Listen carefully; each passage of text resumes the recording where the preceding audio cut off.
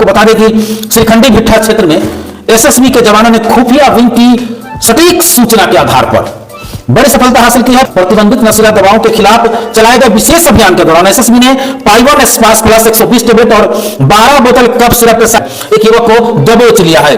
प्रतिबंधित दवा के साथ दबोचा गया व्यक्ति की पहचान श्रीखंडी भिट्ठा निवासी निर्गुण मुखिया के 32 वर्षीय पुत्र रंजीत मुखिया के रूप में की गई है। यह कार्रवाई खुफिया विभाग से प्राप्त विश्वसनीय सूचना के बाद त्वरित रूप से अंजाम दी गई है। इस सफल ऑपरेशन में एचसीजीडी प्रवीण कुमार, सीटीजीडी अनूप पांडे, लाभाराम, अजय कुमार एवं हरवीर की अहम भूमिका रही। टीम की सतर्कता और तत्परता से क्षेत्र में नशीले पदार्थों की तस्करी पर एक बड़ा प्रहार हुआ है। एसएसबी की इस कार्रवाई से साफ संदेश गया है कि नशे के अवैध कारोबार के खिलाफ सुरक्षा बल पूरी तरह मुस्तैद है और ऐसे अपराधों में शामिल लोगों को किसी भी सूरत में बख्शा नहीं जाएगा।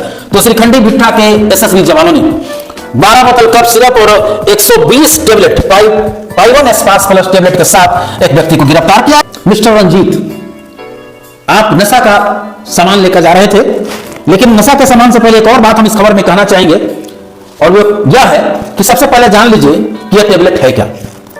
इस टेबलेट में नशा का इस्तेमाल होने वाला कोई ऐसा यह दवा नहीं है कि व्यक्तिगत नशा के लिए इस्तेमाल होता हो पाइवन प्लस, लेकिन इसमें नशीली दवाओं पर निर्भरता बढ़ सकती है। मतलब कि यह टेबलेट का अगर आप इस्तेमाल करते हैं तो आप नशीली दवाओं पर इसकी निर्भरता बढ़ सकती है। आप समझ सकते हैं कि प्रतिबंधित किया गया था और क्यों इतना खतरनाक है।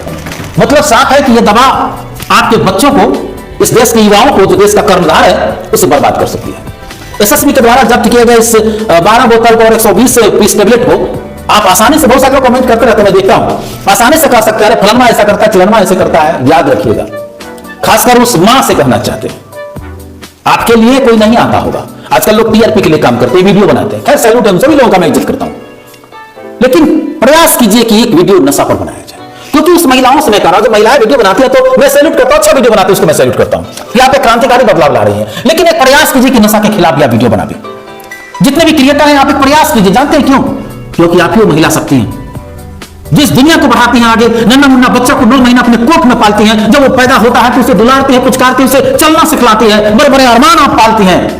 लेकिन आपका बच्चा आपके सामने में नशे का शिकार हो रहा है। ना तो आप उसका साथ दे पा रहे हैं जो आपके बच्चे के लिए बोलता है, ना आप खुद उसमें आगे बढ़ रहे हैं। मैं तो हर महिलाओं से कहता हूं, अच्छा वीडियो बनाने आगे आइए ना, अपने मान मर्यादा का ख्याल रख करके आगे आइए ना। अरे आपका बच्चा, आपका औलाद बर्बाद हो रहा है। ये 12 बोतल कफ सिरप और 120 टेबलेट ये आपके बच्चे को खोखला कर रहा है। अगर ट्रक पर लदा होता तो खोजने में एसएसबी के जवानों को आसान होता, अगर बाइक पर होता तो आसान होता, लेकिन एक बैग में एक युवक गली कुची सड़क से कहीं जा रहा है, नशा का दवाई लेकर, कहीं नशा का इंजेक्शन लेकर, कहीं कफ सिरप लेकर। जरा सोचिए, उसके बैग से वो नशा का सामान निकालना कितना मेहनत करना पड़ा होगा इस खुफिया विभाग को, विंग को। और जवानों ने उस एक बैग को पकड़ने के लिए कितना मेहनत किया होगा, किसके लिए? बहुत आसान है, बॉर्डर पर लोग समझौता कर लेंगे।